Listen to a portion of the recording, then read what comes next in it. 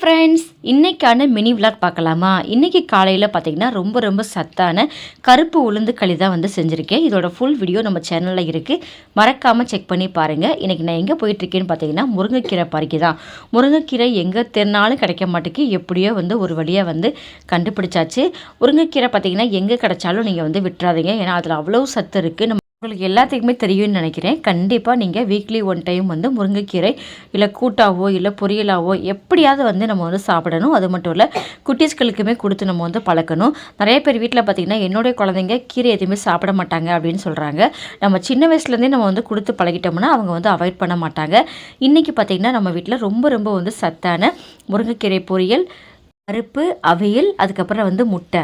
So இந்த மாதிரி சாப்பிட்றது யாருக்கெல்லாம் பிடிக்கும் அப்படின்ட்டு மறக்காமல் கமெண்ட் பண்ண மறந்துடாதீங்க. யாருக்கெல்லாம் வெஜ்ஜு பிடிக்கும், யாருக்கெல்லாம் வந்து நான்வெஜ் பிடிக்கும்ன்ட்டு சொல்லுங்கள். இந்த மினி விளாக் பிடிச்சிருந்தா லைக் பண்ணுங்கள். தேங்க்யூ.